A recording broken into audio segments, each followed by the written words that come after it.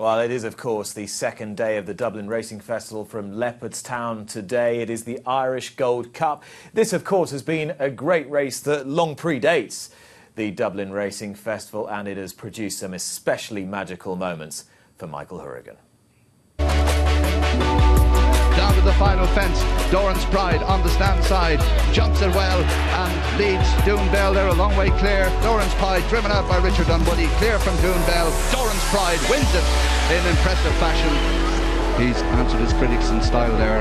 Good performance. The Irish will rally around this one at the Gold Cup. This one is a hugely popular success. Great performance. Beef Or Salmon just gaining the upper hand now as they come to the final fence. It's Beef Or Salmon over in front of Hitchhunter, who's trying to rally in second. Beef Or Salmon, who's going to land the odds in good style after a scare over on the far side. Beef Or Salmon's going to win the Hennessy Cognac Gold Cup for Paul Carberry and Michael Hourigan. White flag raised on the way to the first in the Hennessy Gold Cup. At the second last fence now, it is the Listener safely over and well clear of Beef Or Salmon, and over the last it's the Listener from Beef Or Salmon, who's still trying to make ground and is closing with every stride. Beef Or Salmon putting in a tremendous late bit the inside, and Beef Or Salmon is going to get up. Beef Or Salmon is going to win his 10th Grade 1 and his third Hennessy. He's got his revenge over the Listener. What a tremendously game effort. It's Beef Or Salmon and Andrew McNamara have done it for Michael Hourigan. Over 800 winners, 5 Lexus chases, 4 editions of today's big race, the Irish Gold Cup. Michael Hourigan, I bet you can remember every single one of those as though it was yesterday. Good morning. Morning, Nick. You're right, I could every day. And Beef Or Salmon, it doesn't seem like long ago to me, but the years have just flown past since his brilliant exploits. Just remind those of us who perhaps haven't been following racing for that long, he really did become a cult hero, this horse, didn't he? He did, because he was a wonderful jumper. He was very athletic, and he had plenty of gears. He was totally different to Doran's Pride. Whereas Doran's Pride was more a tougher horse. Beef Or Salmon had a lot of class, and he could, like when you talk about the Hennessy's, you could see him in Leopardstown. He closed down a race in 2 strides, going to the second last always. You know, he'd fly the second last, and he was back on the bridle, and he'd sail for home, like, you know. And this day here we're watching when he collared the Listener up the run-in. There was just something about Beef Or Salmon that was always very watchable, wasn't there? He seemed to have an amazing charisma about him, and he had a very unusual pedigree. Can you just take me back to the very early days with him and how you came across him? Well, I bought him in Land Rover sale 20 years ago now. He's 24, and he was a 4-year-old when I bought him. He was unbroken. We broke him, and he got a very bad bout of ringworm coming up to Christmas as a 4-year-old, and I didn't think he'd run that year. He was very bad with it, but he'd always shown us quite a bit, and we ran him in his first point-to-point, and that was in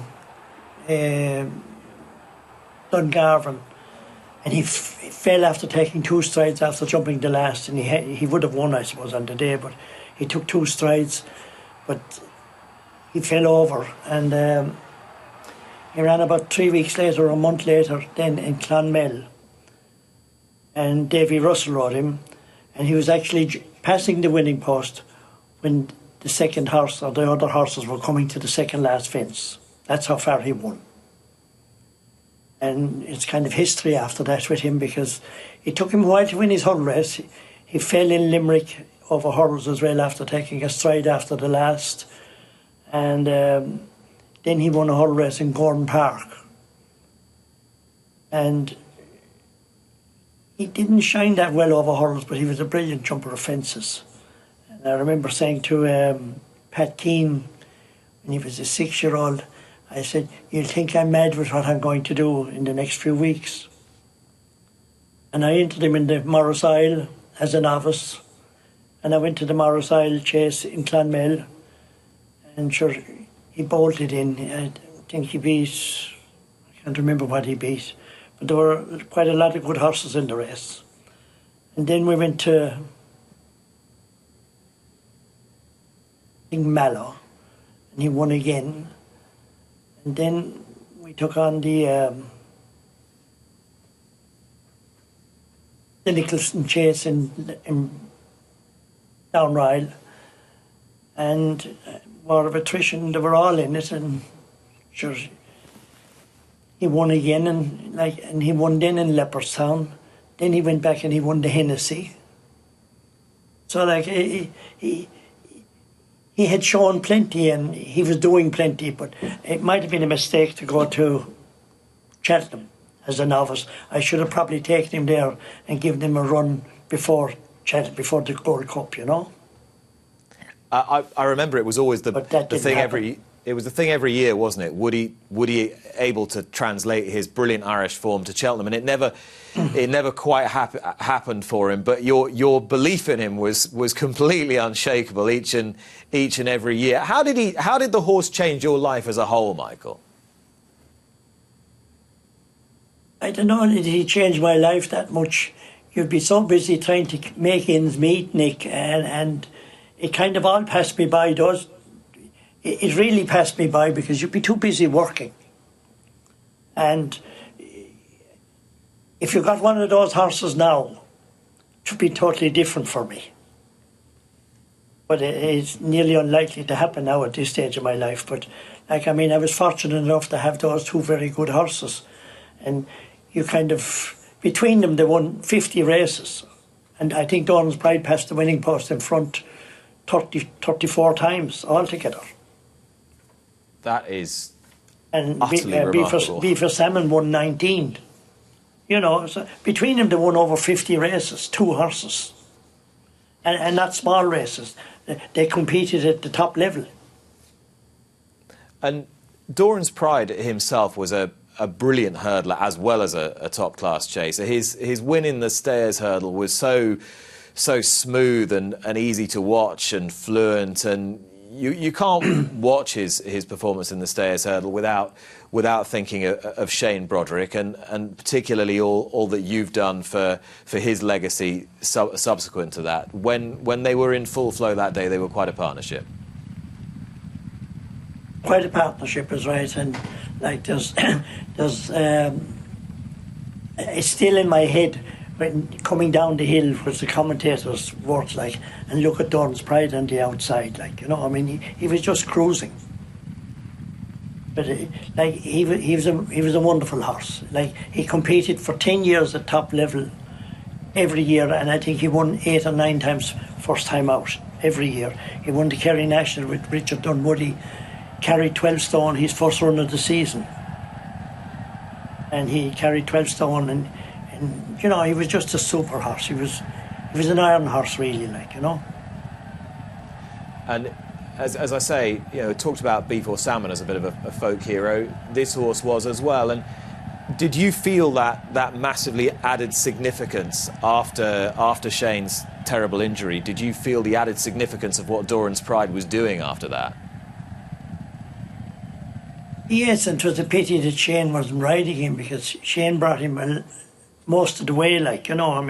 He had his great day in Cheltenham on him, and he had great days in Ireland on him as well, you know. It was a pity that's what happened for Shane, but the horse was really going forward, and it would have made a big difference to Shane's career along with my own at the time, like, you know. It would have been wonderful if it came the whole way with Shane, and like 2 days after Shane got hurt, Richard Dunwoody won the Power Gold Cup on him in Fairyhouse. You know, that was a very emotional day altogether. It was hard to speak after that, like, you know. But he was just a wonderful horse, and they were a great partnership, Shane and himself. two very, very special horses, Michael. You say that you're unlikely to get another one like that. Do you never say never? I mean, do you think that there is a possibility, or have you almost put it to the back of your mind now? No, the dream is always there, Nick. If you don't dream, you won't get there. I mean, you have to dream about all these things happening again. But I would appreciate it much better if it happened now, rather than when. No, I won't say rather when it did. I was delighted it happened when it did, and it was great for my success down the years, you know. And it has been very good to me. And they were two very, very good horses. But you kind of took them for granted when you have them. You know that, I mean, Doran's Pride turned up every year, and he won his 2 or 3 races every year, or maybe more, and he kept you competing at the top level. Then he was retiring, and Beef Or Salmon came along, so it just continued. I mean, they kept me at the top of the tree for 14, 15 years on the bounce between the two of them, and which was wonderful. Like, you know, I mean, sorry. Oh no, I was just going to say, Michael, if I took you right back to the early days when you were riding, and then you started training outside the family pub, and in 1973, if I took you back to those days and said to you, right, this is what you're going to achieve, over 800 winners, to real champions of their eras, would you have been pretty pleased? I wouldn't have think it was possible at the time. How could you think it would be possible? I mean, we started at the back of the pub, myself and my wife, and we had 2 stables, and then we had 22 stables, and we had no gallop, and we had no place to go. But the local people were very good, because I was in and out of their fields every day, and it took a while to get going. But when we moved to Adair, I rented Clonunion stud from a Michael Fitzgerald, and from there on it kind of went forward, you know.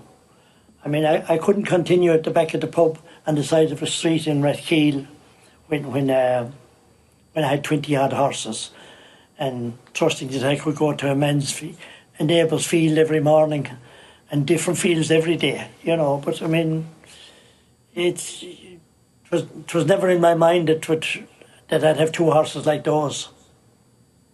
But you dream of having a nice horse and dream of having a winner. But when you fall upon the horse, it just goes, you can train them when you find him. And Michael, do you still get the same enjoyment inside from doing what you're doing? Do you still get the same pleasure from training racehorses as you ever did? I just love it. I just love what I'm doing. I'm doing what I'm doing since I was 14 years of age. I went to serve my apprenticeship on the Curragh when I was 14 years and 7 months to Charlie Wells, Dermot's father. And I'm doing nothing else since. It's just, I just love what I do. And 'tis easy to do what you love. And was that a thread that ran all the way through? Sorry? Was that a thread that ran all the way through, from 14 to Charlie Weld, from riding in the north to the start of the training operation? Have there ever been any moments where you've thought, I don't want to do this, or has it always been something that's completely consumed you? When I started training, the only time when I started training, I think I had the licence for 5 or 6 years before I trained the winner, and I had my mind made up that I was going to pack it up. And then Raja came along, a horse, the first winner I ever trained. He came along and he won 3 on the bounce for me. And it changed my whole career. It changed my whole life again. So there was nothing I was going to do after that, only train race horses and do what I could and do the best I could with them. But it's a disease, really. Like, I mean, you just love the horse, and you love training them, and you love doing it. And somebody interviewed me there some while ago, and they asked me, was I working as hard as ever? And I said, I've never really worked in my life. I said, if it has to be done at 12 o'clock at night, you do it at 12 o'clock at night. If it's 6 o'clock in the morning, you have to do it. But it's just a way of life. And it's a great way to be. And so, Michael, how many do you have at the moment, and what can we look forward to? I have a small string at the moment. Things have changed big time in Ireland anyhow, but I've 10 or 15. That's about my limit at the minute.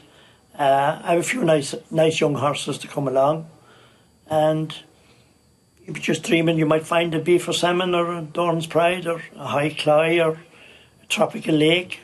You never know where they'll turn up. And we were talking, as you probably heard, with Michael O'Leary for some time there, and I was talking about the kind of super owner now that has started to dominate not just JP McManus, but from Jigginstown, and now an explosion of really big spending owners. Do you ever consider the possibility that one of them might come across your doorstep one day and say, "Here you go, Michael, go out and spend 250, 300 grand on a couple of pointers for me"? But what I seem to think about, is I probably had those two very good horses at the wrong time. Whereas if I had them in the past 5 or 6 years, it might have been different. But success follows success, and the bigger boys are getting bigger and the smaller fellas are getting smaller, I think, at the moment, you know. But we still have the dream and we still love what we're doing. Well, it's fantastic. And maybe someday I might have a horse. Well, it's fantastic that the dream's still alive, Michael, and you show absolutely no signs of your enthusiasm diminishing for the game at all, which is terrific. No, it has been very, very good to me. There's no question about it. Like, I mean, racing has been very, very good to Michael Hourigan. Michael, thank you so much for talking to me this morning. Enjoy the racing this afternoon. It was wonderful to reminisce about Beef Or Salmon and Doran's Pride, and hopefully we can catch up very soon, perhaps in a winner's enclosure somewhere. Very good, Nick. Thank you.